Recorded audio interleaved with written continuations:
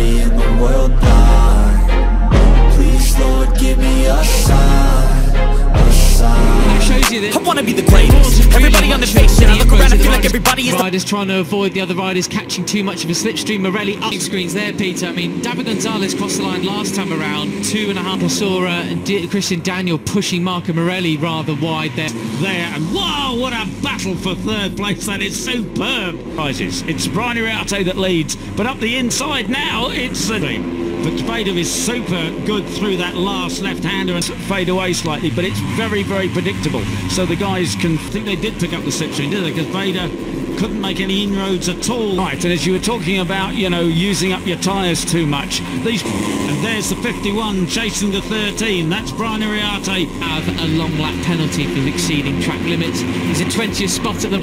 Because you pretty much deny the slipstream. I don't think that Vader's going to pick up off the ground momentarily. As they now come into the far 11 of David Gonzalez has opened up a fractional advantage to Patama. So heavy on the brakes, and it's really steep. Want to get sucked in there in towards turns. There's a big hole in the air, and that drags the other guys into the. Wider you go on the curves, the more slippery as it gets. You have been caught officially. Fastest rider on track is that rider there. Up into 5th through this screaming left-hander. 0.6 of a second as they come across the first. Down through the corkscrew. The advantage that he has is long. And look at the gap then with the chasers. They are on it.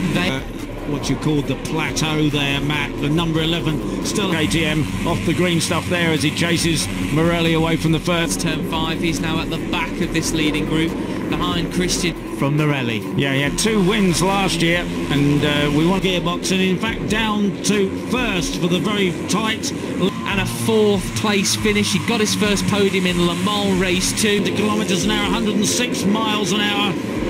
Through 4th again. He's been a little bit quiet this year, hasn't he? Not what we expect, but you saw Brian Iriarte got really swamped as he came across the line there that time. 3 abreast again on the brakes, and it's Marco Morelli. No, on the start and finish straight, isn't it?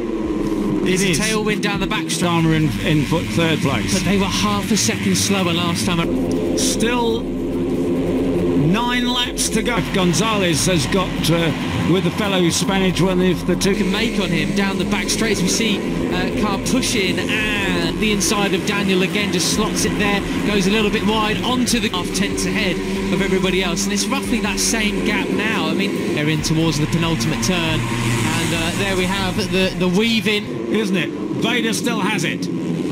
Just looking at the time of David Gonzalez there on the number 11 into 2nd place. Out onto the start and finish straight, so he's closed up a couple of bike lengths, feel what's happening, and usually doesn't give them any nasty surprise into David Gonzalez, but behind him everybody closed up with the slips. Pirellis are really superb tyres. They do drop off, the performance does. Chasing Hakim Danish. No, I don't know. That'll move him down, likely to last. Not much of a slipstream from way back there.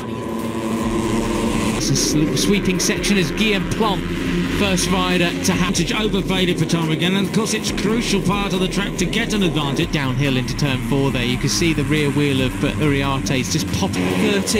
12 and 13. And the number of slipstream very effectively. So it's Brian Iriarte who takes up the lead. From see the tail of Patama weaving all over the place. You don't. Number 7 of Beñat Fernandez. And of course that group of 5 punch, and they managed to keep it on the track this time. First intermediate split there, so I think that's it. The leading pack largely gone. Let's see how they can go 1st, 2nd, 3rd, 4th. They are gonna catch them, I think, Peter. It was has the advantage, but it's being whittled away by Vader Patama as they go this corner. And of course him and Morelli came to blows back in Sachsenring, didn't Daniel? And over, I see him on the top step of the podium, and Brian desperately trying to keep his left-hander. That was Pugliese getting pushed well wide there in towards. He's not been on the podium since. This is what we want to see. Gear change it into 5th just before you go back through the chasing group. Well, what a race we have on here. Left-hander. That was Pugliese getting pushed well wide basically in this lead group now. 14. So everybody would just through 4th gear, change it into 5th just before you go back This group then, Peter, then, as they cross the line, how many will we have in this leading line? And this climbing right-hander. So it is Ramadiva. Yesterday, second place man. The back straight is a headwind on the start and finish. And having the slipstream, extremely impressive. Not many people can say that in their careers. No, indeed. As they cross the line now.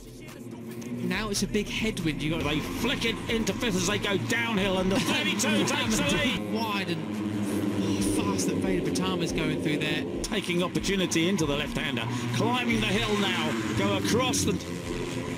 They didn't really make too many inroads on him there. Down to fifth, but look at that, 3 abreast and up the inside. Just on the 51. Listen to that engine.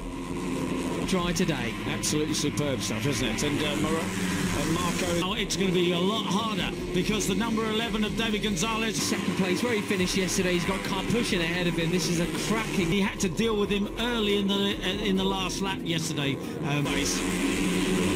Riarte pushed back to fourth with the since they were kids, and he said he knew yesterday's winner.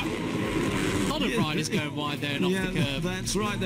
None more than that. Live Cup standings in the lead at the moment. Right. Okay. So Karpushin now back from the leading pack, and Christian Daniel ahead of them. Was Dinesh there? He is. He's with Riarte getting bullied early there, along with Benyat Fernandez in 9th and 10th position. Got that second place yesterday. Up there in the leading group as it gets. You can see the tail of Pratama weaving all over. Oh, there's up the inside. He has to back out of it, but Karpushin takes the lead. Wider you go on the curves, the more slippery the Austrian. Right, Ramadiva up into fifth through this screaming left-hander. At turn one, unfortunately, banging his machine. He's fallen down the order as they go down through the corkscrew. The advantage that almost the moral winner, I felt, of the race yesterday. Did so much leading, didn't they? Over what you called the plateau there, Matt. The number with 12 laps to go. Right, and Brian won yesterday, passing Ramadiva. Wide there in towards turn 5. He's now at the back of this leading group. Behind about get a point. Ramersdorfer a second adrift in that second back through the gearbox, and in fact down to first for the very top group now. It will be 14 up to 170 kilometres an hour, 106 miles an hour in now in the lead. And look at the size of it. Will help. You saw Brian Riarte got really swamped as he came across the line there that time. Superb stuff. He looked absolutely super confident doing it, didn't he? Remember that, Peter, on the start and finish straight, isn't it? It is. Tailwind down. It takes the lead at the waterfall. That is still 9 laps to go. Top sweeping through there all the way in fourth gear. Back straight in his lead isn't what it was. And wow.